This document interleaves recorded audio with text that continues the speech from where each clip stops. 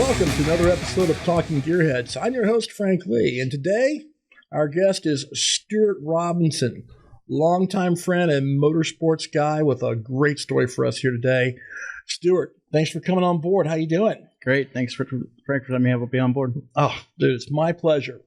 Again, I have to field all my friends because there's no way I get anybody else to come on board. Stuart, tell us about your business. What's its name, what you do, and what's going on? We basically do motorsports consulting for professional drivers, amateur drivers, race teams. Our big forte is taking kids from karts to cars, and we've done that with several good names, and we're just keep doing it every day. Now, from the karting perspective, who do you work with the most? Intrepid USA. That's the factory in Italy we work with, and then the importer Corey Dayton here in Austin. We just started a new program this year, and it's going quite well. So now, for those who aren't familiar with karting, I mean, it's funny to me that people are not as familiar with karting as I'd expect. Yet, competitive kart racing is probably bigger than it's ever been. After COVID, for sure.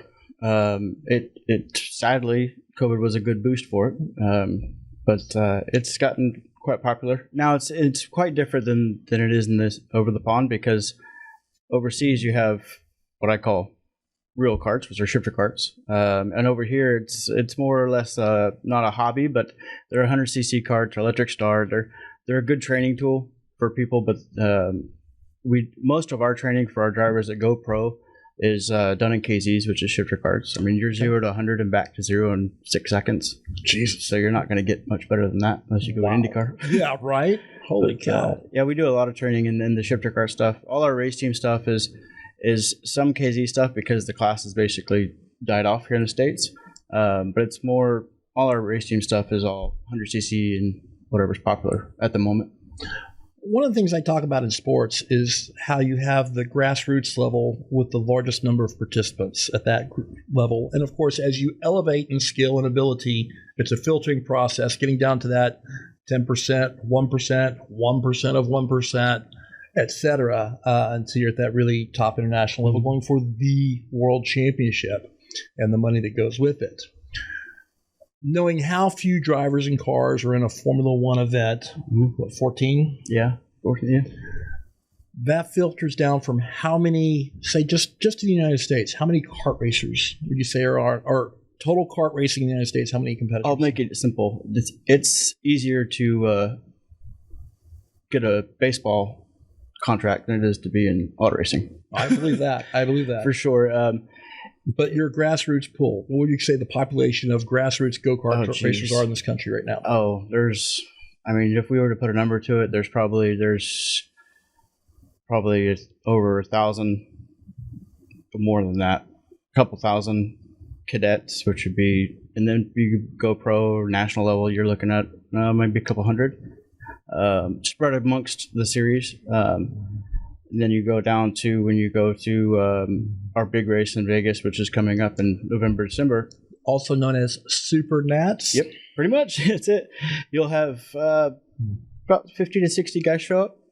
And within a full second, you'll have almost half the field. Half the field on the same second of lap. Oh, for sure. So if you're not within 2/10 of the leader, you're not qualifying for the main. Wow. That's basically what it boils down to. It is the coolest event brought to the States by far. Incredibly intense. Yes. It's last year there was 100 drivers in one class, in the senior class. 100 drivers in one class. Yeah, it was in like at Super Nats. Yeah. It was pretty insane. It was pretty cool. But so we had, there was 500 total drivers across the board, and they just worked them way down from heats to heats to heats. How many days long is Super Nats? For me, a week. All right, so tell me, why is it a week for you versus how long would it be for a typical competitor? Drivers usually fly in on like a Tuesday or Wednesday. Registration, pick up packets and tires and everything, walk the track Tuesday, Wednesday. Practice, I would say, I remember starts Wednesday and ends on Sunday. So it's a half a week deal. But for most teams, they're there for a week and a half just because of setup. And, I mean, it's a temporary circuit, so you have to be there early enough. And the big thing is all the teams, that is the biggest event for everybody. So we're going to have more people, more drivers. And a lot of people, like for us, will ship everything there. Not everything, half of everything there, just because it's logistically a nightmare.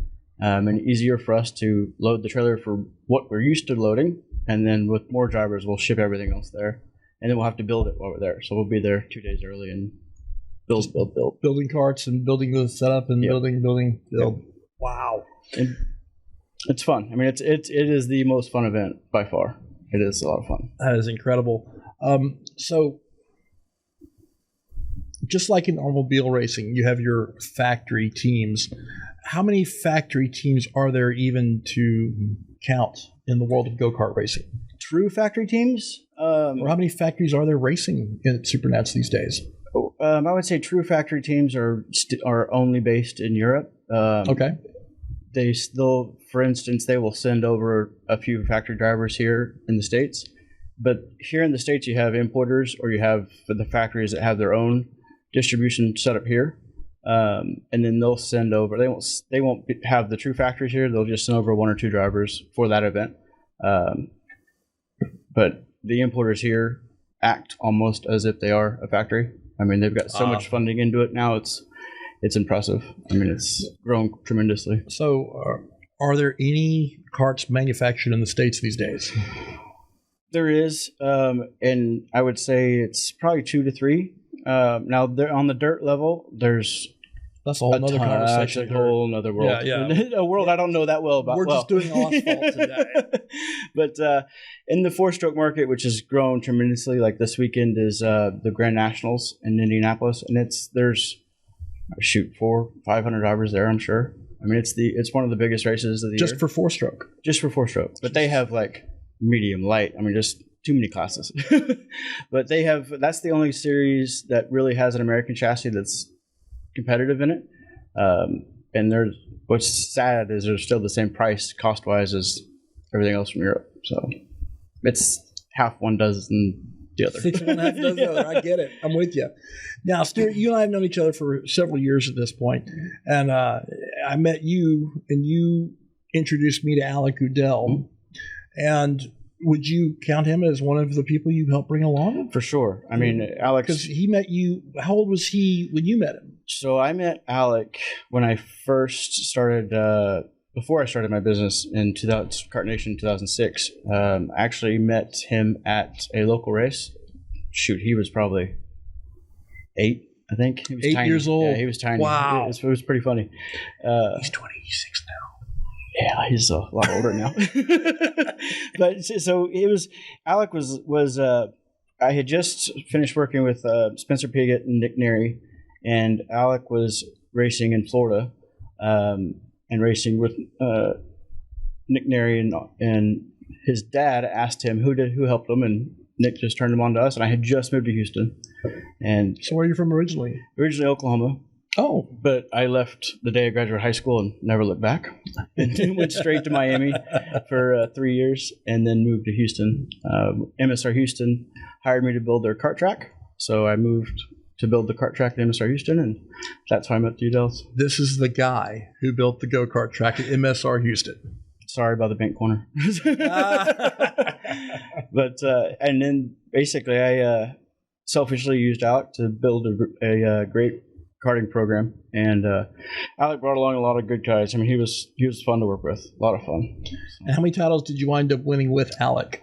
Oh shoot, as his manager, for lack of a better term. I can't even remember. He probably knows more than I do. I would say the coolest thing with Alec was that we were able to qualify for the World Championships twice.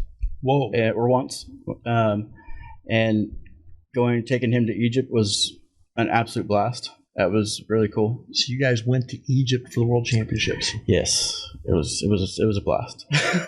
What year was that? Shoot, that was, I would say 2010. No, 2011, probably. So how developed was the program in Egypt when you went, or that situation? Our program, it was at just on the rise. So how about Egypt? I mean, do they have like a proper facility that was? I mean, there's not a place that's as nice here as there was there. Really? I mean, the track was 5-star. I mean, it was incredible. The track, I mean, everything about the track was perfect. I mean, the asphalt was smooth, the curbing was nice, I mean, everything was first class, except for everything was first class except for where we had to pit, where our carts were. So you line up and you basically draw a number for your cart, and we get our cart and roll them back to the pits, and it's basically just like sticks and a sheet, and that's what we had to work with. Which, I mean, being Egypt, it was like, oh, it's kind of cool, I guess, but it wasn't. It was. Not cool at all. Well, yeah, it was like, all right, I get it, but I feel like Lawrence Arabia, but with go-karts. yeah, I had to take the buses back and forth, but it was okay. But it was an experience, and it was an experience for him, and it was good. It was a great training tool for sure. Jeez. Wow. Now, after you introduced me to Alec, and I sponsored Alec there for a few seasons, you went on to manage Parker Chase and Harry Gottsarker. Yeah. Yeah. So, I mean, how did that work out for you? How did that program come about when you're helping those guys? So, basically, with the Kart Nation and MDG program was when I started losing my karting drivers to cars because they're old enough. And I mean, if you're in karts after the age of 16, you want to be in a car. Yeah, you just get out of it.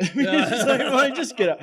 Either do it for fun or just like move on. Right. But karting is, I mean, 16 is the time that you need to be in a car if you're going to try and make a living out of it. We put Alec, I mean, we started the Mazda Teen Challenge program and with Alec actually, because he was 13 years old. And that was, so the coolest thing was being able to start a kid and put him in a tiny seat. Sorry. No, yeah. And he's a little guy. He was tiny for sure.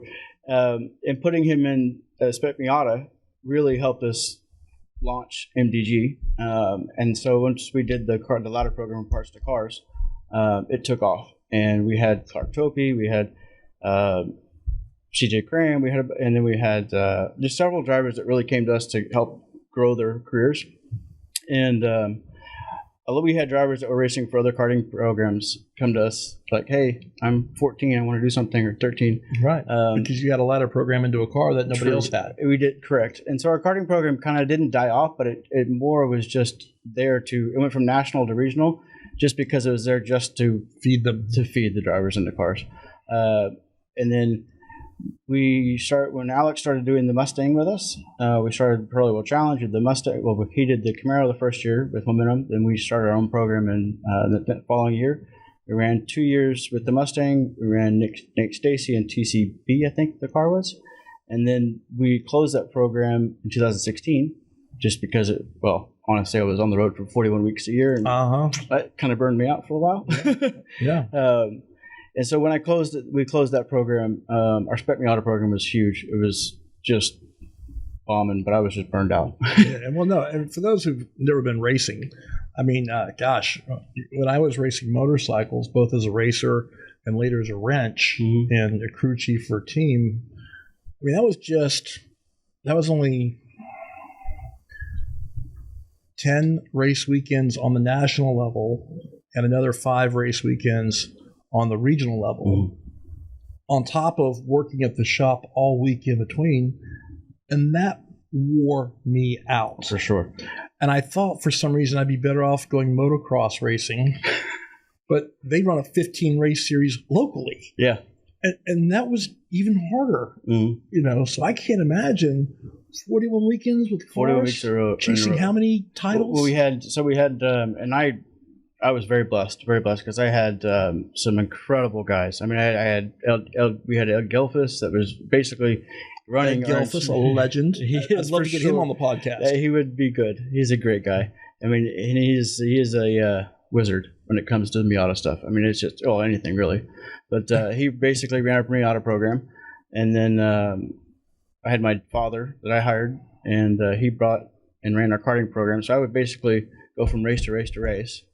And then it was just, 2 years never of that. Home. 2-3 years would be, never home. But it was fine because, I mean, it was good. And the thing was growing like crazy. And look at the experience you gained from that. Oh, for sure. And when I just finally realized that there's a lot of overhead into it to keep it going. And so that basically when we looked at slowing it down, I was offered from Chase was one of our drivers at the time. and they wanted to go Red Bull Rallycross racing and Pro Level Challenge racing in the same. So we did. We closed MDG, and then I went and was hired by them to go start a Red Bull Rallycross program and a Pro Level Challenge program. Now that was a pretty exciting program. I remember watching it from afar from our pit at G&G with the Porsche. And, it's a Ginetta. I'm like, what in the world is a Ginetta? I had no clue what that was. And of course, I immediately thought, oh, it's some Italian car. No, it's a British car with an LS motor. Well, that's not Italian at all. What's going on there? It was quite a fluke, actually. We stuck Parker in a GT3 Cup car. We bought one of my customers' cars, Paul Bonhart's car, which was immaculate from Kelly Moss, and we went to Sebring, did the test. He was fast, got his license at I think he was the first kid to get his license at like 14 or 15. Yeah, he was younger than Alec when he came on board. Yeah. He was the first one younger than Alec at that level. Yep. And so we got the IMSA license. That was our big thing, because once we get the IMSA license, we could basically go anywhere and run. Right. And he was approved that weekend at Sebring. We left there. We did the test at the series test for PwC at COTA, and we met with Adolfo. I can't even say his last name, but he's the importer for Ginetta, and we tested the car, and it by far was a race car built to be a street car, not a street car built to be a race car. Right. Yeah. And the car was awesome. We loved it. And I remember watching when that thing's a rocket ship. Yeah. And Parker, he put the foot down on it for sure. I mean, our first event as a team, everything. We started it. I moved to Austin in 2016 January. We went to the winter test for both IMSA and PwC within 2 weeks in January, February. March was our first race, and we podiumed. It was couldn't ask for a better situation. I mean, I did my homework like you should, and I hired some great guys to help us out. I mean, Hunter Wright was our engineer at the time, and he was Hunter knows what he's doing, yeah, phenomenal. And so we had the great guys behind it for sure. Well, I remember that you had that initial string of success, and like all things in racing, if you have a string of successful race wins, fresh out of the box, bad things happen. It's called BOP.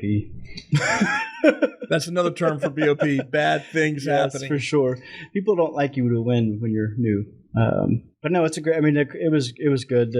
It definitely showcased Parker's talent and Harry's talent for sure. Those kids were good. They were very good. They were motivated to do well. It definitely set them in the right direction.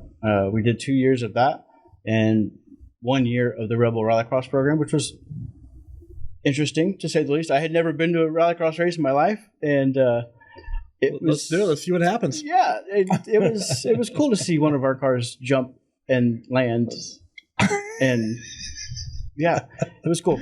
But that was an experience for sure. Throttle down and go, baby. Yeah, we the cool thing with the rallycross thing for me was we hired Austin Cindric to help come coach the kids, and obviously now he's winning the Daytona 500 and everything else in the world. But having that relationship with him and Parker and Harry was cool to see how they all worked together. It was neat.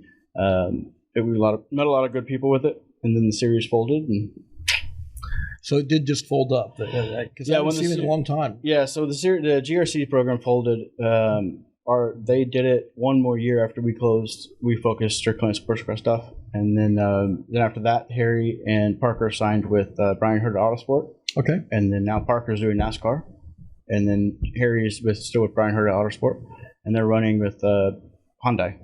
Because I saw Parker was doing that dirt track for a while, the Outlaws. Yep. So he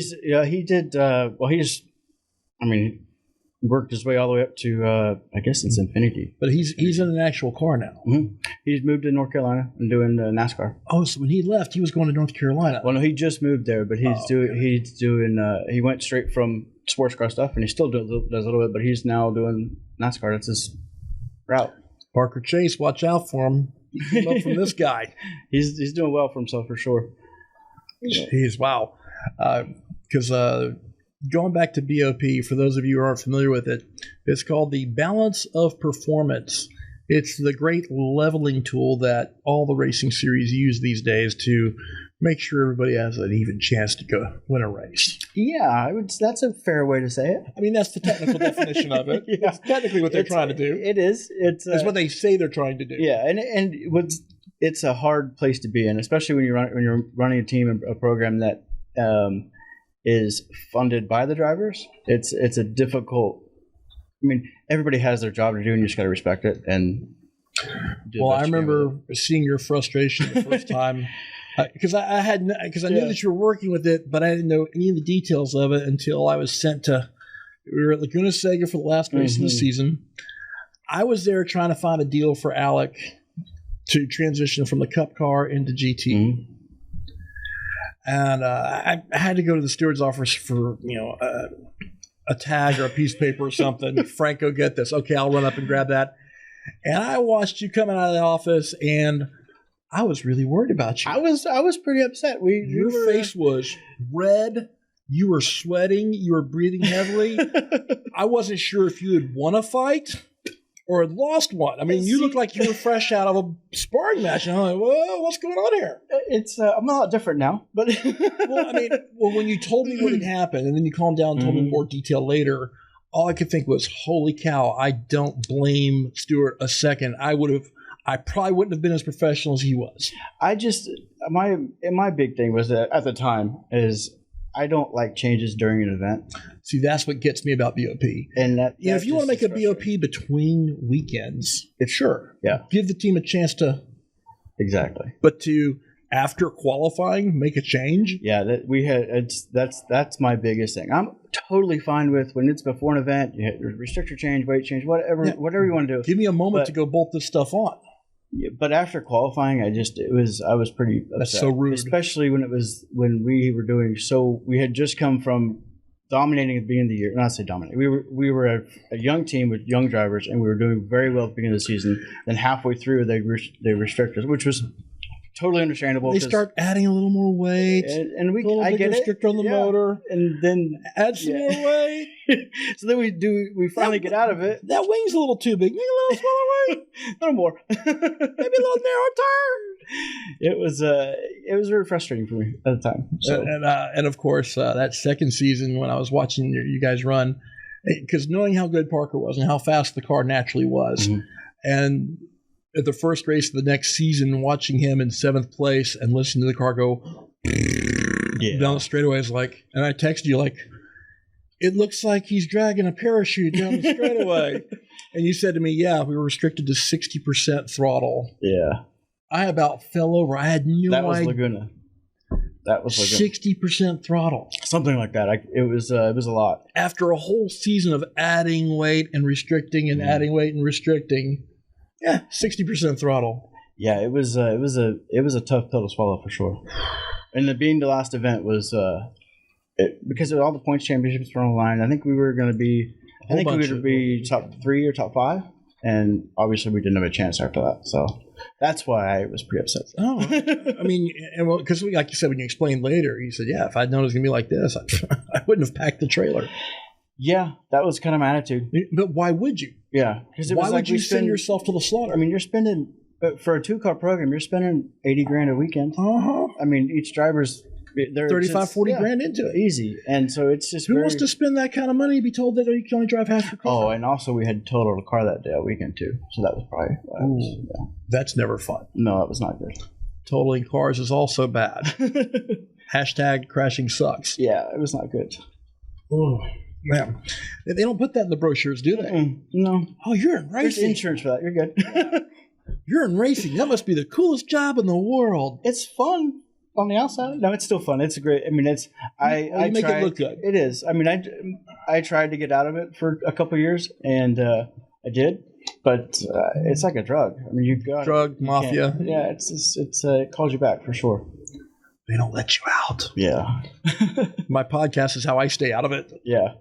It's now it's a lot easier for me because I don't have I do more of the consulting on the race teams and the driver's side than I do actually owning a team and having all the assets and having all the overhead, which is a lot easier. No, it's a tremendous stress level. People don't understand.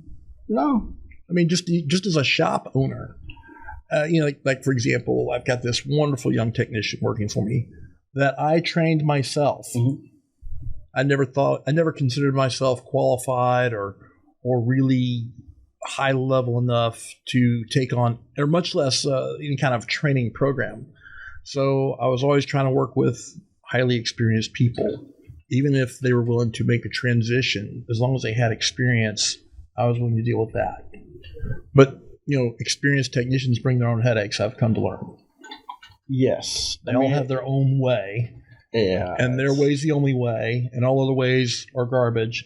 And you as a business owner are an idiot for considering any other way but mine. I mean, like I said, I was very blessed to have the guys that we had. They were great. I mean, Adam Kelleher and Ed Gilfus together, they were great. But there was definitely, the karting world is completely different than car world. It is. Yeah? How would you describe it? The prima donnas. I'll just be frank. I thought the car world was full of prima donnas. Oh no. It's you're paying double for a karting mechanic than you are a car mechanic, for sure. On the race weekend. Double. Now, yeah, and there's so on a car. You have to remember, on a go-kart, there's no on a cart. There's no suspension. It's just chassis. So everything moves, and there's 16 adjustments just on the front end you can do. Granted, you only use like 2 or 3 or 4 without a suspension. Correct. Without a suspension, caster camber. It's like loosening one bolt makes a big difference to tightening it and stuff like that. And it's just so the guys that know what they're doing are good. Mm-hmm. Get paid quite well. And but they twice what an auto mechanic makes. For sure. Yeah. Mechanic wise, not driver coach. That's what I mean. Yeah. I learn something new every time I have a guest. That's the fun of having guests. It's like continuous learning from. Yeah, it's quite. Of course, you also have to understand that in the karting world, you've got fathers that are willing to do whatever it takes for their kids to win. What? Yeah, it's intensely competitive parents involved in their children's sport, and so that's the place to be, I guess, for a little bit. Well, it's funny that you say that because, like, when I was in motocross, and I helped a friend of mine who was a fantastic technician start his motocross support program. Mm-hmm. So I taught him about the administrative side of a business, and he taught me how to fix dirt bikes, mm-hmm. and we worked together. And that's when I first experienced the phenomenon known as motocross dads. Yeah, I call them spin wheel dads. Spin wheel dads, where they sit there and go like this with their hand, and it's like, oh, they can still hear you or see you. It's spin wheel dads. Yeah, I love it.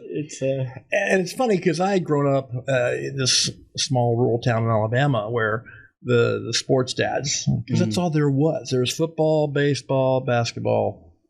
That's it. Mm-hmm.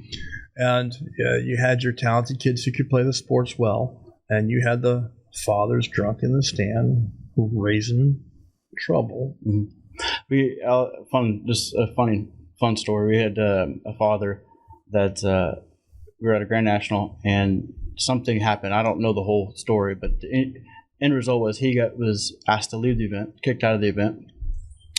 He left. A few hours later, he went and rented a helicopter.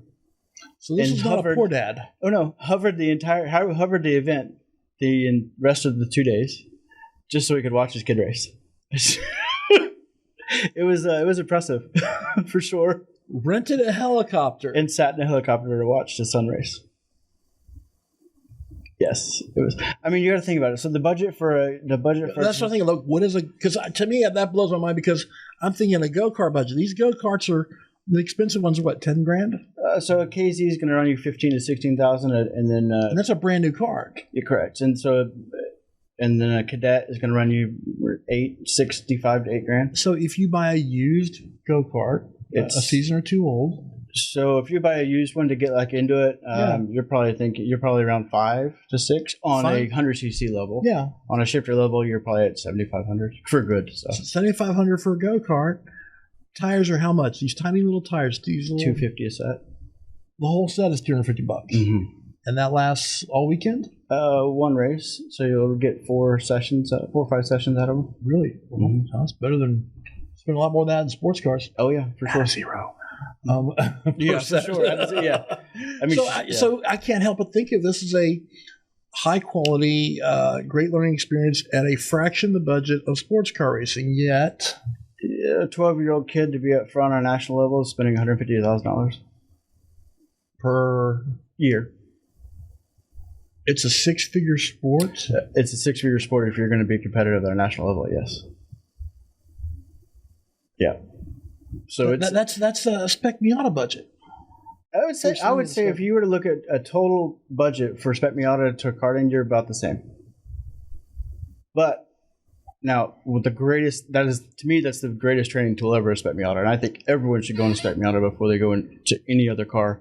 And when we did it, that's what our program was based around. I mean, you went from karts, you did a year of karts, you got your NAS license at 13, 14, you did a year of Spec Miata racing, and then you went pro racing. No one ever skipped that step, because if you did, you're going to wreck some shit. And you're going to wreck some shit in sports cars. Yeah, and it's not cheap. Miata. Yeah, and I mean, NASA does such a great way in the way they do their program, because it's half the cost of SCCA racing. It's more track time, and every race you go to, at the time when we were doing it, there was 30 cars. And so you go to a go-kart race on a regional level, there's 12 to 15 max, but on a national event, you're going to have 30, 40, 50 carts. Wow. So it's interesting that the national level, you actually have more competitors than you would at a local level. Correct. Yeah. Wow. To me, I thought it would be opposite, but it's not. Yeah. It's the opposite. The whole point is you're filtering down to the better drivers. Mm-hmm. What's cool about the karting world, though, is the karting world is more, and on a national level, is more in the aspect of pro racing. Okay. Meaning, like, show up with your helmet and suit and go. So, like, on the national level, all these teams, there's a bunch of teams that basically have arrive and drive packages just like you would on a pro level. Okay. And so the driver just pays, and they show up and they drive and they go home. So, because I'm picturing in my mind a whole bunch of families with their motorhomes and their race trailer, and that's the racing program. When I raced 100 years ago, yes. He's too young to do anything 100 years ago. What are you now? 38. Let's say you can't be 40 yet. That's I'm getting close, and I feel it. So 30 years ago, basically. Yeah, so 30 years ago, it was completely different. I remember, like, my whole life changed when I was racing in Grand Am, because, like, when I walked into the test days, the guy I was driving for said, "Hey, we just sold your ride." It was like a 180-degree shift, because I'm like, oh shit, racing is not what I thought it was growing up. It was, but it completely changed into monetary. And so you watched that transition happen. I was that transition, yeah. So it's completely different now. Yeah. I mean, when I raced, my dad would pick me up on a Thursday, and we get in the motorhome or whatever and drive to the next race. Yeah. Now it's kids hop on an airplane and they show up and the cart's ready and they've got a mechanic there and they've got everything. I mean, it is just like it's a mini version of a pro weekend for a driver. Wow. Yeah. If you were to take Alex weekend, yeah, to look at a kid racing on a pro level race for go-karts, I would say they pretty much should be doing the same thing. If the kid's not doing the same thing as he is on a car weekend, he's not going to be competitive. Wow.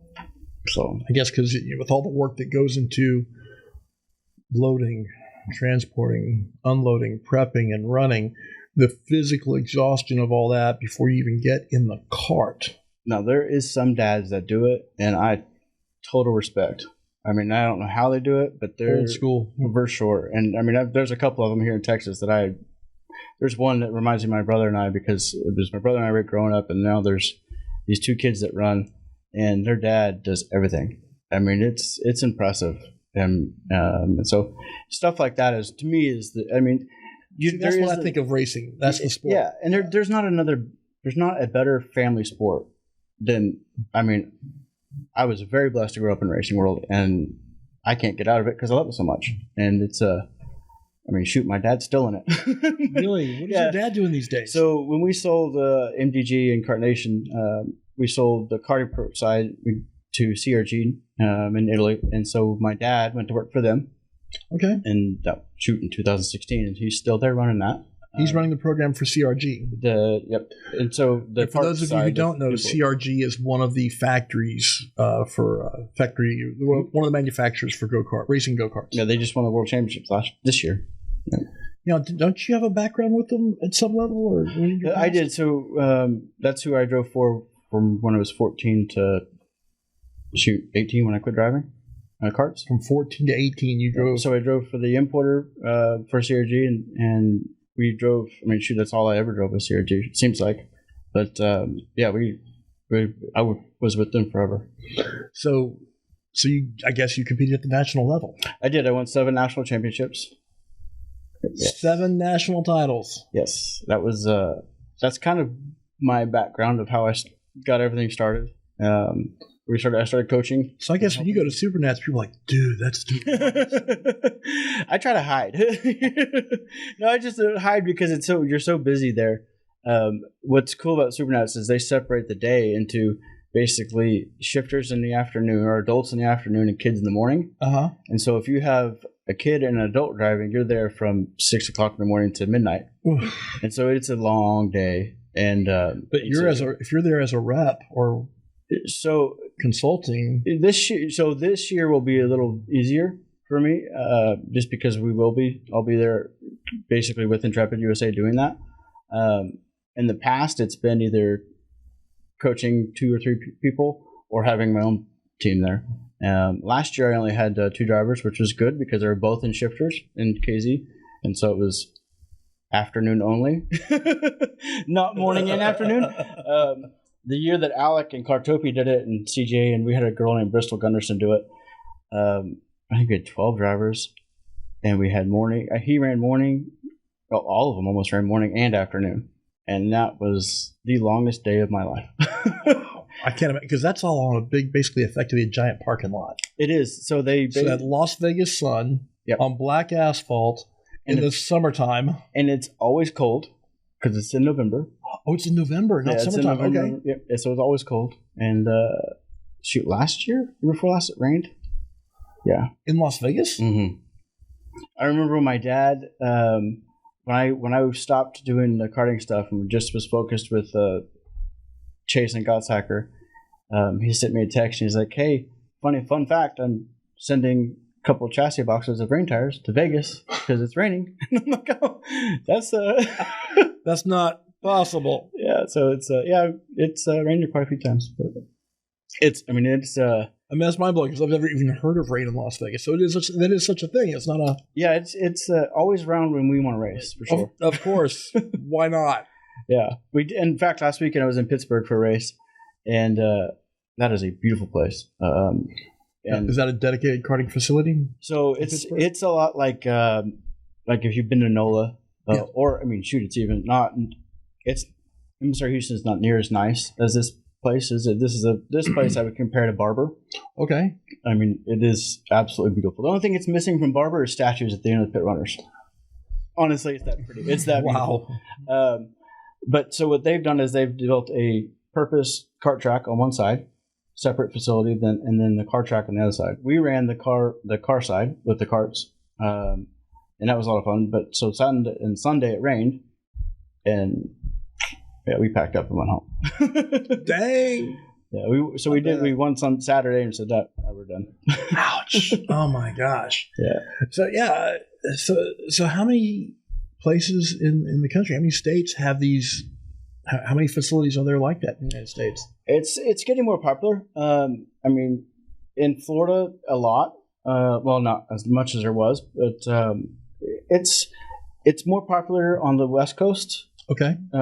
It's popular in the Northeast. It's not as much popular, I would say Oklahoma and up, but Texas is slowly growing back, dragging their feet as usual. It's just tough. Now, Lou Gigliotti. Mm-hmm. He's building a facility in Dallas. Is there any talk of karting up there? Because it looks like a pretty massive complex he's building. So it is a massive complex, and he's doing it. And in my opinion, he's doing it the right way. Okay. I mean, he's not rushing. It doesn't seem like he's rushing to do it. He ain't playing around either. Oh no, Where did he get the funding for that? I mean, the sky, because there's a lot behind it for sure. In Dallas. Yeah, he's right out. He's not far from Dallas. Well, he's right outside. Yeah, he's right, but he's not far. I mean, there's money up there. I mean, that's a huge facility he's building. It's impressive. I know MSR Crescent built a purpose kart track. Okay. And it's pretty interesting. It's a good track. We haven't raced there yet. But they did build it. And what's different with that one is the what do you call those things? The pocket bike or motorcycle guys? Minis, yeah. Mini Moto. Yep. They are the ones that basically helped fund that to get it going. Yeah. And so basically what happens to the car stuff is the car guys get their track built, and then the kart guys kind of just like slide in afterwards. It's a little different funding process. Hey, Mr. Big Money Car Guy, build a track. Yeah. We'll support you. Yeah, it's all about the kids. The children. Yes, it's all about the children. Oh my God, that's crazy. So, wow. I mean, I've got to clear my head because you've opened so many avenues of questioning. Oh yeah, just in that could keep us here all day. So I got to find the most interesting one through which to. What rabbit hole would you like to go down? I mean, that's they're all. What do you find the most interesting aspect of what you do? Winning. Well, duh. Everybody likes to win. Yeah, but the coolest part about it for me is taking a fresh program or a new program, if it be a team or if it be a driver, and seeing them excel. Seeing, I love to see how each program or each driver deals with the difficulty of growing. If it be being taken out of an event or losing an event because of an error they did or mechanical failure or something along those lines, but then coming back the very next week and like focusing harder and winning. That's the coolest thing for me. To me, it's like, that's it. I'm game. That's it.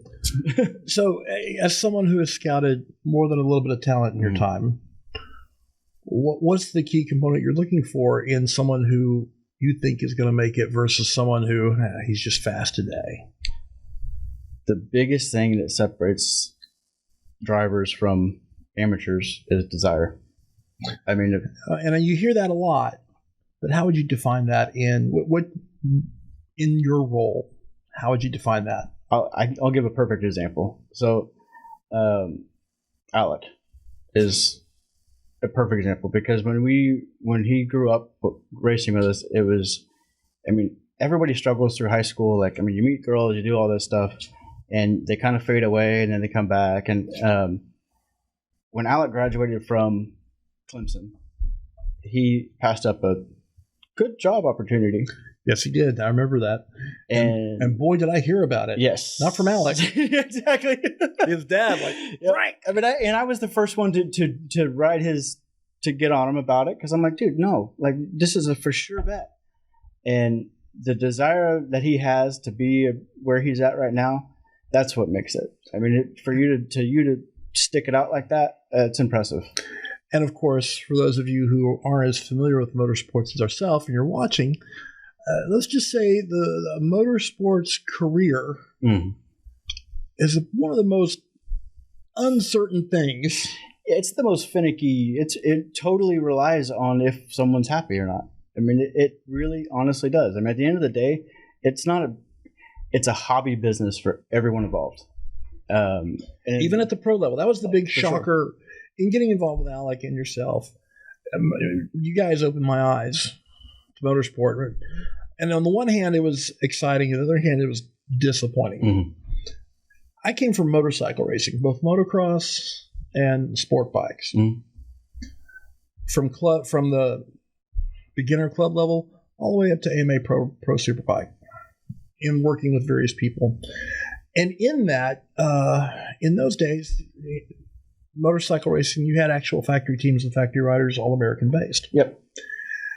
And everybody was trying to make the factory team. And that's almost like, to me, that's a completely different industry just because of the fact being that everybody can do it. It's easier to do. It's easier to get on a motorcycle. Correct. But at the same time, the talent. Yes. Oh my God, it separates so quickly. Mm-hmm. But on a motorcycle, whether it's a motocross or sport bikes, it's 75% pilot. only 25%. Yeah, here vehicle. it's different. And in the sports car world, it was a complete inversion. Mm-hmm. Like 25% driver, Yeah, 75% car. Yep.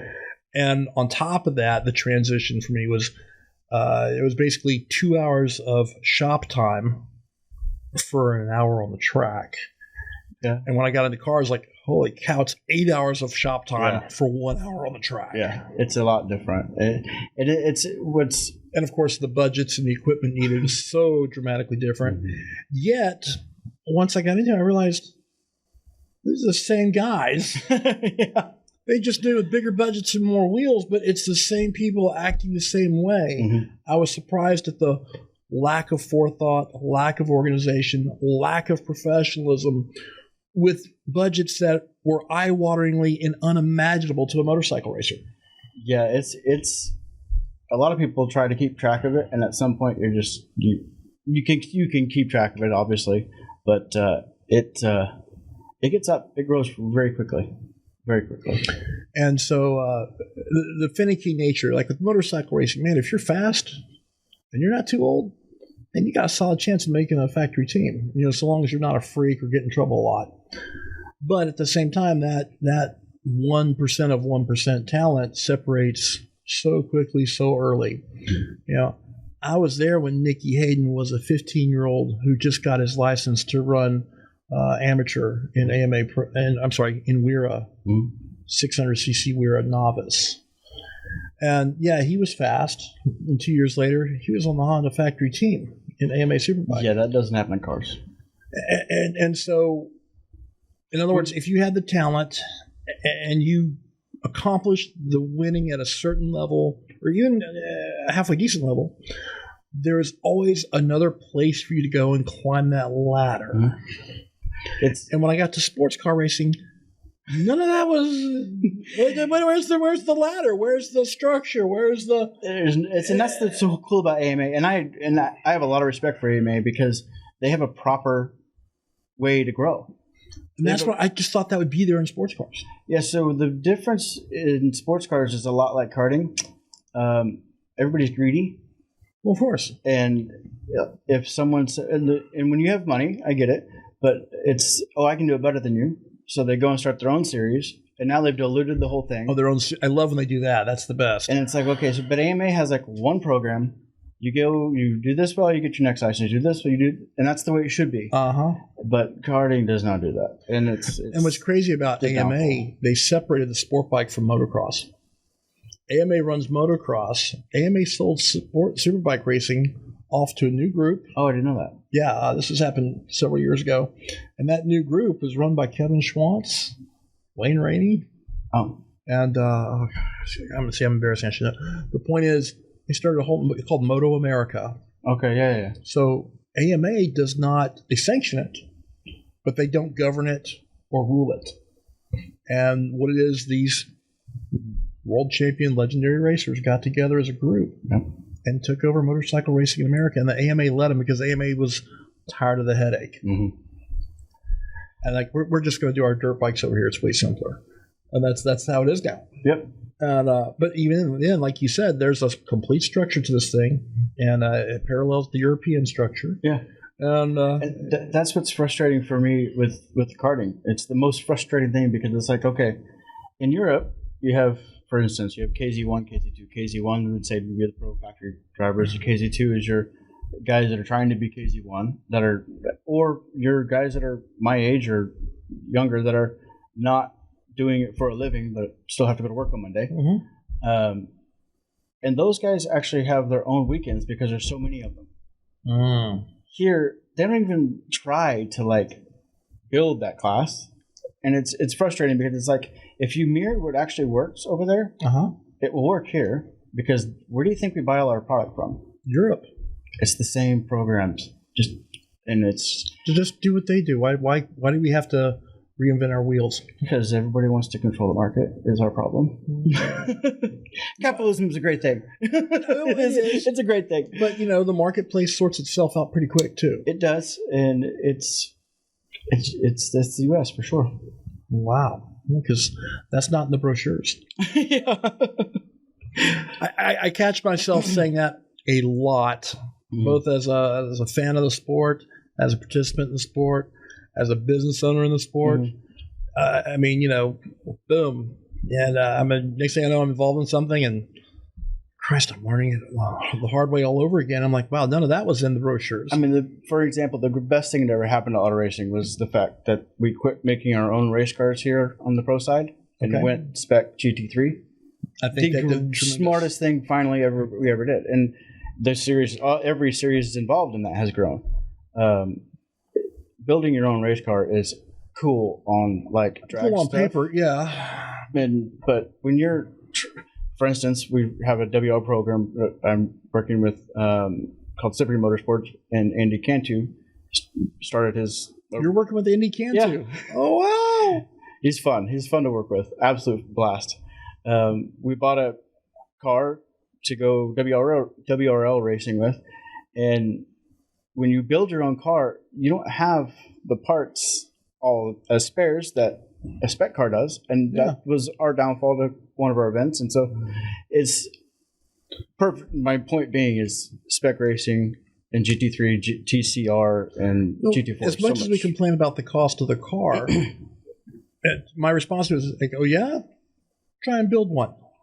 Yeah, when you have an oil line that's customized to fit, that's just doesn't work. Because if you're going to race one car, you're going to need to build 3 just like it in parts. At least one. I mean, at least a minimum. And whereas if you're buying a spec car, say if you bought you can call the dealership and be like, "Hey, can I get this?" Porsche brings this rig to the races. Every factory does now, pretty much. That's it. If you're buying a car, if you're racing on a pro level and you're running a spec car, there's a support truck there with parts. And you wouldn't dare buy a car that didn't have one there. Correct. I talk about that. If you did, you're going home early. You're going home early, for sure. You're not here very long at all. No, that's the truth. And same thing goes with the karting stuff, because it's like, I mean, in essence, the go karts are 4 rails and some wheels, and you go with who provides you the best support, and that's what for us. That's what our program is based around. And it's like, that's why I bought into the Porsche program. Mm-hmm. I wouldn't have done it with any other brand, because I was well aware of the support aspect of it. So when people say, well, why did they go with Porsche? They could buy a faster car, a more powerful motor. Like, yeah, but Porsche's support for that product, you can't beat it. It's the single best support program in the industry. Mm-hmm. I mean, the other companies are doing their best to mirror it. I mean, how big is the facility in California? You mean Porsche Motorsport North America? Mm-hmm. I was surprised it was as small as it was. I mean, everybody talks about how big it is. So I was new to it, so I didn't know exactly how big it was supposed to be. Uh-huh. But for me, the fact that I could go username, login, and every page of every service manual for the car, I can just print out as needed. And by the way, Porsche's illustration step-by-step repairs are self-explanatory. Yeah, they make it easy to work on their car. Mm-hmm. And then on top of that, it's a race car. So when you go to work on, like, okay, all the fittings are quick release. Mm-hmm. The very first time I had my techs pull the motor out of the GT3R, mm-hmm. I said, I'm going to go run an errand, I'll be back. And I thought I'd be gone I was gone about an hour. Mm-hmm. When I came back, the motor and driveline was out of the car, and they were messing with stuff. And I was just shocked, like, it's already out of the car? They actually thought about it ahead of time when they built their car. Yeah. And my guys were like, yeah, it takes us about 40 minutes, but with practice, we could probably do 20. Well, I think oh, yeah, this thing's all laid out, man. It's that's one thing that when I first met Hunter, the engineer we had for Parker and Harry, they were at, I met him a long time ago at MSR Houston, but he was working with Michael Mills running Taxmaster, whatever that team was called. Oh, the Tax. Oh, I didn't realize Hunter worked for those guys. Yeah, he ran that program. You know, I actually owned one of those Taxmaster's cars for a little while. That's right. I had to sign. It came with a piece of paper declaring it. What was the word? They declared that car was free of any legal obligations due to the pending federal lawsuit or the federal investigation. I've never seen a race car with that piece of paper before. Yeah, it was an interesting deal for sure. But I saw Hunter and I forget the other guy's name to work with him. But they wrecked a car at Road Atlanta, and the next morning had it back on track. And I'm like, I want to work with him. Yeah, that guy. It's like those guys are coming. Yeah. When they're done, they're coming our way for sure. Exactly. So yeah, people don't appreciate what goes into a proper car, and then of course that's why I'm not about to build a race car. I'm going to buy a built race car from a manufacturer that I can. And that was the other thing. Every single the two other things with that race car, when you looked at the manual, there was a part number. And then another number I didn't know what it was until I called and asked, because called up PMNA. Here's this part number on this car. And I asked him, like, what is this little number by all these parts? It's just a little 2-digit number off the side. I said, yeah. They said, hours. I said, what does that mean, hours? I said, that's how many hours of runtime before you replace the part. We're talking every nut, bolt, spring part on that car had a clock on it effectively, but you were supposed to replace it at. I mean, there's no one that builds a better car for sure. And so it was eye-opening to me. Yeah. All of this was. And I was like, okay, how long has this concept been going on? And you know, and actually thought of like that and put into implement. Because that means they've had that one product that they've been developing for so long. They know when every nut and bolt is going to break. Think about it, the car has rarely changed form. No, it hasn't. They're just. Here's one for you. What made me laugh about this car. So, the very first 911 that was actually raced was Quick Vic Elford. He was a customer of Porsche. He had raced the 356s, and he bought like one of the first 911s available to buy in Germany. And there was no, and he wasn't even a road racer. He was a hill climb driver. Oh yeah. And he was running the stock class for hill climb. And in Europe, as you know, up until recent times, the hill climb in Europe was always a dirt road. He saw that rear end, a more powerful rear engine on a rear-wheel drive car. Man, talk about traction in the dirt. This is a cheating obligation. Yeah. Once he got the car, took it up the hill to practice in it and learn from it, realized pretty quickly, wow, that bigger motor is heavier and causing that front end to be very lightweight and push like crazy. Yeah, you really, on a Porsche, no, not now, but when it was the 997, you really, that for us, the train, it was when everybody drove the 997, it was nice because they came to train with the KZs and the shifter carts, because you really had to get that car to rotate on the brake zone before you got back to power. Well, and of course, on top of that, you're going uphill. Yeah. So there's no weight on the front of that car. So Quick Vic cheated because you had to run these cars unmodified. So he had to find a way to put weight on the front of the car without being able to tell he modified it. Mm-hmm. So the cars had chrome bumpers, but people didn't realize those chrome bumpers were hollow. Oh, that's funny. So he filled those chrome bumpers, hollow chrome, with lead. That's smart. He didn't tell anybody for years after that, but now he's got some weight on the front end. The wheels are biting, and he can control it. And boom, what do you know? He's winning races. And that's how he got the offer from Porsche to now be a part of their road race program with the same platform. Like, oh, you're going to put it in asphalt? I would love to try that. And now you know the rest of the story. And that started in 1964. Oh, wow. Fast forward to the first time we go to repair the carbon fiber splitter on the GT3R that Alec is driving. And of course, it's this amazing level of technology and aerodynamics. We got carbon fiber on every panel. Oh, the splitter is so huge. The wing is so huge. The vents, the ducts, everything in the right place to create this incredibly advanced aerodynamic machine, right? But at least it's not the Bentley. But my point of it is, when we went to fix the damaged splitter, so they pulled it off the car and they went to go put it in the truck. And I'm like, okay, so I drove back to Houston with it to have it fixed. And I went to go pull it out of the truck. And because it was carbon fiber, I didn't think twice about it until I went to grab it, and I almost tore my back out because that splitter weighed 85 pounds. And why is this so heavy? I couldn't figure it out. What is it, filled with lead? So when we had to cut it open to repair it, my carbon fiber guy called. I'm up front working on something, and he comes in and goes, "Come back to the carbon shop. You need to see this." So I get up and I go back there. He goes, "Look at this," because he split it open on the seam and cut it open, and there it was, sheets of lead inside the carbon fiber splitter. Oh, it looks good.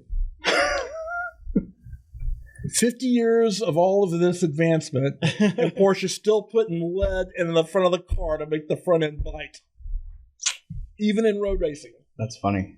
I just laugh because that story of Vic Elford was fresh in my head when I saw they're still pouring lead in the front of the car. That's funny. I did not know that, and it was not in the brochures. Minor details. They lift that out. They, when. For instance, Andy went and did a test with Bentley over, was it Spain, I think? No, I was aware of a couple of events he did in the Lamborghini program. Yeah, so he did with the Dream. Yes. He did the... But when did he do the Bentley program? When did he try out? Did he try it, drive it? Well, he was going to do a GT3. I think it was British GT3. And a year ago, right before he really... Recent, yeah, it was pretty recent, right before we started wanting to do the WL program. And he went over there, did it. And for anybody that doesn't know, Bentley it's a beautiful car, and it's fragile. Well, it's, for those it's who China cabinet, sure. Well, for those who are fans of World Challenge, we watched Alvaro Parente get in one. Now, and of course, what people don't realize is, that's a giant-sized car. It's an aerodynamic brick, but because of that, it was the lightest car on the grid. The BOP guys let them take all kinds of weight out of it. Yeah, it looks like a boat. Yeah, but it's a China cabinet. China cabinet. There's not much in there. There's nothing in there. There's nothing in there. You touch a curb and it's gonna, you're gonna bend something expensive. He learned that, and so it's a China cabinet. So you couldn't rip curbs on it like you could a GT3. No, not at all. Like a Porsche. No, not so much. Yeah, no, that's what I was saying. When you go to carbon fiber, that car is. Every ounce of it is carbon. Oh, really? Every single piece of it. Just the tub and the roll cage, not much else. Pretty much. I mean, you can't. How else would you get a piece of brick to go that fast? Right. That lightweight. Yeah, so it was an experience for sure. But that was just last year. I think it was a year ago. But the point is, this is not distant past. This is recent, very recent. Yeah, and it's still that light and fragile. Oh, for sure. Yeah. So how did Alvaro Parente go so fast in that thing? Because he's Alvaro Parente. That's that 25% we're talking about. That's it. Well, I mean, that's an important statement you make because the kid who works for me, and I brought him along. He just turned 20. He came to me fresh out of high school, and it's fun to watch him grow because he'd been competing at the elite level in online racing sims. In fact, when COVID hit and they cleared the servers for the pro drivers to race to have them a platform, he was one of the online pro drivers who got bumped so that these series regulars could have their time in front of a camera. Yeah, that was when COVID hit, and it a lot of my guys started going into the simulator stuff. That affected my business more than anything. Yeah, you don't need a race trailer for a simulator. Yeah, and those things aren't cheap. No. And so I had several guys who were like, you know what? I'm going to focus on some simulator stuff. Now, I will at Cart. I don't know if you remember the Topies. Artie Topi and Clark Topi. No, I don't. So they ran when out his first year of Pro World Challenge. Artie was his teammate in the Camaros. Ah, okay. And I didn't know him then. The coolest story I ever have is about simulator racing. But it's like, is it worth it? 100,000,000% worth it. If you don't do sim time before race, don't even show up. And my perfect example is Artie was usually about a second and a half off of Alec the first couple sessions, and he'd get closer. And we were at Mid-Ohio, and Artie didn't tell anybody that he had been doing sim training by himself. Didn't tell a soul. We got the first session. He's like, on point. With Alec didn't have a sim to do. This was way when we first started. Because Alec was just a whole pile of talent. He was 15 years old. He didn't do sim training. It wasn't even that popular. Yeah. But the technology wasn't there when he was 15. It wasn't there like it is now. Yeah. And so we all came off the track, and I was like, "How'd I do it?" I'm like, "What? Like, what did you do? Like, what changed?" He goes, "Dude, I'm doing sim training," and it was night and day difference. I mean, a night and day. It just night and day difference. It saves, in my aspect, it saves if you're going to drive. Usually we would give at the time before sim training, we would give the driver a session to learn the track before we get any actual feedback back. Now it's 4 laps, like figure it out in 4 laps. And if you don't. Well, I got to tell you, that was eye-opening to me with Alec, that first GT weekend. And so we're up there against, Patrick Long, Alvaro Parente. And, so we get 2 20-minute practices and then the qualifying, and you better be ready to go. Be on point, yeah. And so Alec would go out in that first session, and I'd be sitting, I would sit there, I'd watch the leaderboards, and, Patrick Long, Alvaro Parente, these guys would be within a tenth, maybe 2 of as fast as they would go all weekend in the very first session of practice. And Alec would be 1.2 seconds off, and I'm like, ooh, we got to find some time here. Mm-hmm. I'm glad we have all 4 sessions to figure it out. Yeah. And Alec would need all 4 of those sessions. Yeah. And when the factory guys are, boom, on point, boom, within a couple tenths, yep. And that couple tenths would go away by the second session. Mm-hmm.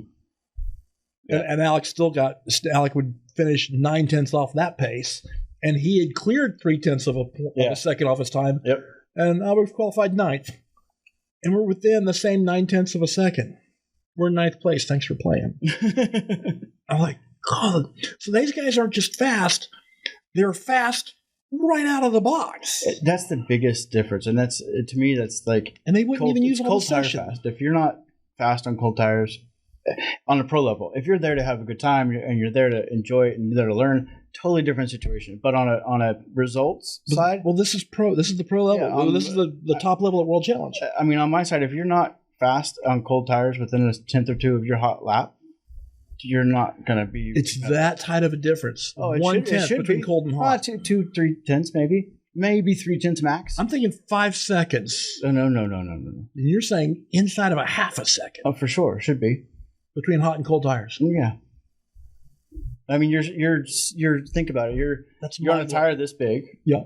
And I mean, it's pretty soft. You're right. It's pretty soft as hell. You should be pretty warm you should be rolling by lap 2. Wow. Yeah, you should definitely be rolling. And of course, because of the expense of running the car, you better be rolling by lap 2. Yeah, people don't understand how much it costs for every lap that car turns. Yeah. We're not talking like, $5 a lap. What was it? What was the hour time that you guys had? On the GT3R for the first season, the depreciation of the car per hour in the first season, knowing that, okay, so we were going to be running, and this is a limited thing, so we were only going to get 5 race weekends. Mm-hmm. 2 races per weekend, that's 10 races. Mm-hmm. And so each race weekend is going to put about, 2 hours of racing, and then an hour of practice and qualifying. Mm-hmm. So 3 hours per weekend on a 10-race calendar. All right, so that's 30 hours on the car. And of course, you're replacing you're rebuilding a transmission in 25. Oh, try going to a Red Bull Rallycross race. I can't imagine. Those cars are going vertical up and down. Yeah, that was new to me. I'm like, what are we doing? Like, why are we in the air? Why are we jumping? That was definitely new to me. And so, yeah. You know what? I take that back. It was only 5 race weekends because we had to split the calendar with the Sprint X guys versus just the pure Sprint guys. So even then, that was actually that was around up being 12 to 13 hours, or maybe 15 hours. 15 hours over the whole season was going to go on that car. Mm-hmm. And that one season, the depreciation was $5,000 per hour of runtime. That's what I was looking for. That's not. And that's just depreciation on the car. That doesn't count the tires, the pads. So point being, and by the way, our driver drove for free. So point being, if you can be fast by lap 3, you have more room to breathe. Oh, for sure. For the second half of the season. Much less you know that Patrick Long is out there collecting a $380,000 a year salary to get in that car. I want that. Right? Exactly. But I mean, that's the difference. Yeah. I mean, it's basically like Fortune 500 versus local business. 100%. I mean, it's your small business guy versus the big boy. thanks for coming, but your odds are. It was cute. Yeah, you guys looked really good. Yeah, of course. Your shirt looks nice. Well, and of course, then I learned about the politics of it all. There's the politics of the series, which is driven by the influence of the manufacturer. So here you are with Ginetta, which doesn't even have a factory in the States. They don't now. At the time. At the time. So you're up against the big supporters of the series, Porsche, GM. And of course, they're going to say, you're really going to let this little two-car Yeah, it was funny because the first race I showed up with, because we did the Mustang. When I ran Nate, Stacy, and Alec, and Mitch Landry in the Mustangs. You were Ford. We were Ford factory. But I was also for one, I was 6 years earlier, and I was a lot more active in the fact being helping set up tents and stuff like that, because Ford took care of everything. I mean, We didn't have to politic. We didn't have to do anything. It was awesome to work with. You were represented by a manufacturer. You're representing a manufacturer, and they sent people to do stuff for you. And it's a full-time job So when we started the PMG program with Harry and Parker, I was always given a hard time because I showed up in a white button-up with suede shoes, because 90% of my time was in the freaking steward's office. And so it was totally different situation. And it was completely, the politics of it was. And then that's where I learned because that's just the series politics is driven by the various manufacturers supporting the series. Well, and here I was a customer of a larger manufacturer. Mm-hmm. Well, then I discovered there was this whole world of internal politics within a world of politics. Yeah. And I was like, but I don't understand. I'm a customer. I bought a race car. I'm here to race. Why am I being treated differently? Mm. Well, Frank, let me explain it this way. The good people at Wright Motorsports, they bought 4 cars, and they're footing the tab for Patrick Long's salary to drive the car, as well as bringing on a very wealthy, highly funded support driver in the second car. That's 2 cars. They got 2 backup cars, too. Son of a bitch. What do you have, Frank? I got 1 car. Yeah. And your driver is a college student. How much do you pay him? Nothing. Okay, so let's talk about who's going to get a little more attention. Mm-hmm. Yeah, I mean, and you look at it, you're like, well, okay, it all makes sense, but it's just the way the world is. And then, of course, to have Alec come out of the car after a session, look at me, I look at him out. Now, mind you, it was different. Once he went from the Cup car to the GT3, you get out of the Cup car and chat with Neville for a moment, and then he's done. Mm-hmm. Once we're in the GT3, he's getting out of the car and he's going straight to Neville and our race engineer who helps him dial in the aerodynamics of it. And now that's a significantly more complicated or sophisticated conversation than it was in the Cup car. It's and that's one thing we try to do with our program is you have to write everything down. The driver has to be able to feel it, and if you're not feeling it, you're not in a routine. Your brain's not focused to, okay, what can I do to make this thing better? What is it not doing that I want it to do? What is it doing that I don't like? So you're never just out there just to try and go faster. If you're out there more than 3-4 laps, you're wasting your time. Yeah, I mean it's you're out there to pick apart the car while trying to go fast. Correct. My biggest flaw growing up, my dad rode me so hard about it, is I would adapt to the car. Rather than try and figure out what the car's doing. I'm like, I know I can go flat through here. I will go flat. But if the car doesn't like it, I'm going to go flat and manage it. And so, but when the car goes flat, at the end of the straightaway, it's going to be better because it's just more free. I mean, if I could set the car up better, I could stay more flat. But so I would do 4 laps or 3 laps, and I'd be like, oh, car's good. He's like, no, it's not. We saw you. Yeah, it's not good at all. Yeah. And then you were supposed to, but I did it right on lap 4. He's like, you did it, but you didn't have to. Anyways. Right. You worked twice as hard as you should correct. have. And so that was my biggest flaw. But now you really have to focus on the fact being that, okay, I did 2 laps, 3 laps, and come in and speak with the engineer and tell him, look, I want the car to do this. Yeah. Here's what the car's doing. Help me. What can you do? Yeah. Yeah, and make changes, especially when you have a 20-minute session. Right. And so I would never interrupt that conversation. I'd wait until Alec was done with all other duties, and I'd sit patiently and wait for him, and I'd say, so how's it running? Yeah. And he would if they turned the car down, because what people didn't understand is that we'd come off the track, the car would go into the tent, go up on the air jacks, And within a few minutes, the Porsche engineers would come over, plug into the computer, and start tapping. How's it going, guys? No reaction.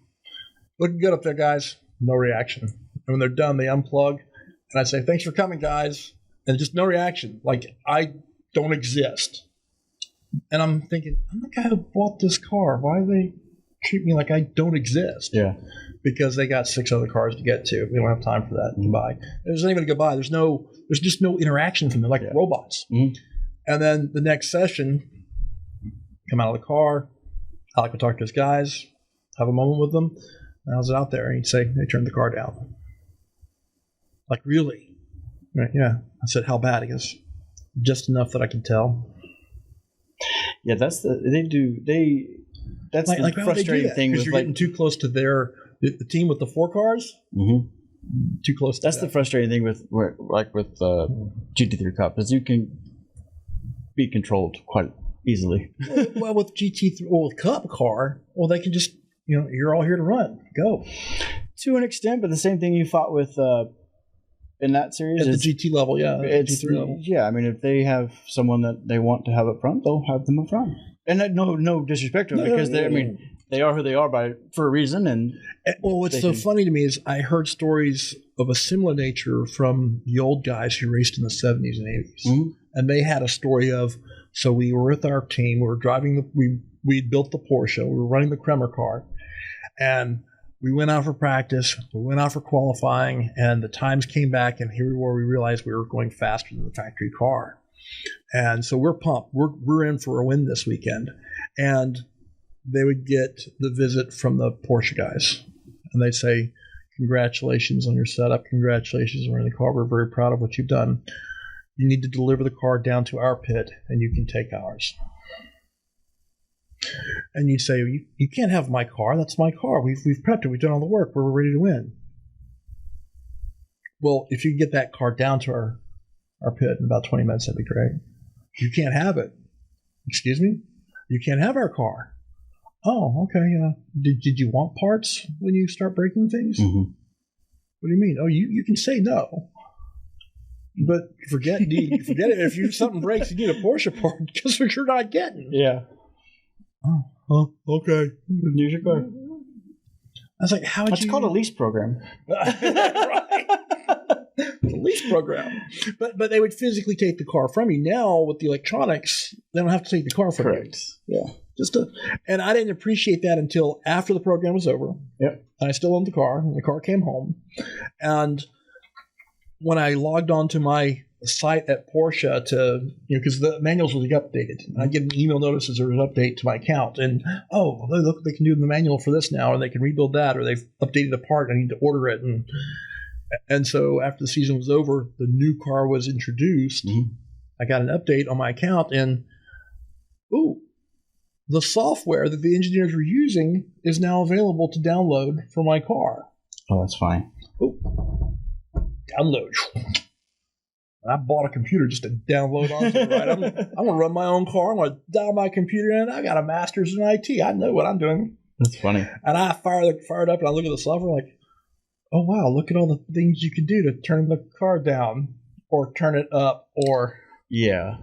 Son of a bitch. Alec was right. Yeah, he's pretty smart. Smart kid. He knows what he's doing. But, and like, okay. But like you said, this is the internal program. Yeah. There's a series program. There's apparently a international program. Mm-hmm. I can't imagine what goes on out there. No, and it's a market for sure that it has a lot of control around it. Tightly controlled. Yep. So what are you doing these days? What program do you have in operation right now? I'm doing a lot with Intrepid USA and starting that program. So tell me about the Intrepid USA program. It's a good friend of mine, Coy Dayton in Austin, just became the importer for the factory in Italy. We just got our first shipment about a month ago. Okay. How many carts? I think we had half a 20-foot container, so we probably have like 40, 45 carts right now. 45 carts in a 20-foot container? Yeah, they come in boxes of 2. love it. I love it. We have another container coming in. Right now, we're gearing up. We just went to Pittsburgh for an event, and now we're starting to gear up for Super Nats. So when you have this program, are these carts that have been imported? I mean, how does that work? Do you buy the carts? Does somebody else buy the carts? So the way the importer works is basically we buy inventory for sale. Okay. And so the carts we purchased are for sale. But we also have a race program we're developing right now. And in that race program, we'll have carts that will, for instance, like I said earlier, the pro level stuff of karting is just like the pro level stuff of cars in the aspect that we own the cart, we lease the cart package out. And so those carts will be for sale. Like, for instance, a lot of the race teams will use the same chassis for 1 to 2 races max, and then they sell it. Really? That's it? Yeah, remember, there's no suspension. So, but hold on, the chassis are made of metal. What could possibly go wrong? It moves. So I mean, everybody wants an advantage, and always new is better. But 2 races. Yeah, so 2 races. I mean, when I drove with CRG, it was every pro event we were on a new kart, for sure, a new chassis, at least frame. So how different would they be from one new frame to the other? I mean, if you were to say tenths wise, you're probably 1 to 2 tenths maybe. But the biggest thing is that when metal fatigues, it doesn't bounce back and it doesn't act to a change. So if you start making changes to it and nothing's happening, that means it's flexing too much. It's flexing too much, or it's just starting to get worn out or flat, and it's on its way out. Yes. So there's not a lot of. So that seems like there wouldn't be a lot of going on in the world of vintage go-kart. No, it's pretty popular, actually. So there is a vintage karting world. There is a vintage karting world. There was actually a race last weekend on Friday. So how does that even work if you have frames that fatigue within 2 races? I mean, that shit's like steel from back in the day. So what are the I don't know. made of? Chromoly. Chromoly. Yeah. Is it a chromoly aluminum or chromoly steel? Chromoly steel. But so it's a very specific type of steel. Yes. And everybody's material is different between each factory. So all these factories are in their laboratories. Yeah, they're all trying different. to create a new formula to make this frame. So I mean, they all have different vendors who they buy their steel from. Okay. But not one usually is the same. Wow. Yeah, it's different for sure. That's intense. And that's the big thing is different. Yeah, it's 4 rails and some wheels, but the material that's in it is quite different from one to the other. And that's everything. It is everything for sure. Wow. I looked at that too. I was like, oh, that's a long time. I could just keep going. Yeah. Are you having fun? I'm having a good time. You're having a good time. Okay. Let's see. So, stop me if I'm going on too long. You okay with time? Yeah, I'm good with time. Okay, because I'm never bored with this. Yeah, same here. It's fun. My concern is always your time. I appreciate that. Because, all my guests work for a living. Yeah. Then the time's not unlimited. Frank quit talking at some point. I wish it wasn't limited. It'd be nice. Well, thank you. I'd have a lot of fun with that. So, I mean, that's mind-blowing to me. I didn't realize how detailed and specific these frames really are. It is. I mean, down to the metallurgy that they're always making an adjustment to try and make it better. Yes. And that's been going on for how long now? Oh, years. I mean, decades. From when I was racing, for sure. At least 3 decades there. Yeah. Oh, yeah. Think about that. Yeah, let's not mention that. And Senna was racing as a kid decades before you. Yeah. So this sport's been going on. Oh, well, the sport's been around forever. And the cool thing is, like, for instance, like we keep talking about Super Nats because it's our next event, and that's what we're starting to gear up for. It's in November. Yeah, We've been gearing up. Yeah. For that event, there'll be guys come back from cars and race that event just because it's a popular event. Guys come out of cars to come race Super Nats. For sure. Schumacher did it.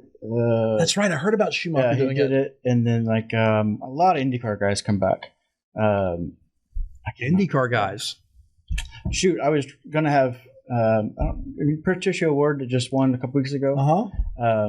He's from Texas, or from Mexico, obviously, but he drove with another team that we raced against, and super cool kid, super fast. But I tried to get him a couple of years ago to come back and do Super Nats, but he had to go to Dubai. So I'm like, oh, damn, choose which one. Right. But no, a lot of guys come back and do it. I mean, his teammate, I can't remember the kid's name, came back 2 years ago to do the Super Nats and won it. Coming back from a car. Coming back from IndyCar, yeah. Wow. It's pretty neat. So it's a lot of fun because you get to see the kids that you've been working with all year compare to where they should be or where they want to be. And it's kind of like a reality check. Right. Reality check. Oh, you're not there yet, are you? Not yet. A little harder than you thought. Yeah, for sure. Yeah. Story of our life, right? God bless. Well, here, let's wrap this up because I could just stay here all day, Stuart, with you. And then God bless. It's been fun. For sure. I hope I can talk you into coming back. Yeah, easy. Just when you're available. Yeah.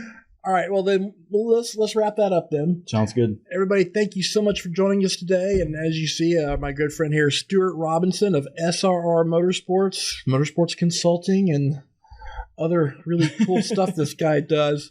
And we're just glad to have him on board today and share an incredible story that I feel like we're cutting it short. It's been a journey. and hence the wrinkles and scars. Yeah. Receding hairlines, etc. Anyway, I want to thank you guys for joining us today. I hope you'll join us next time. Until then, thanks for joining us here on Talking Gearheads.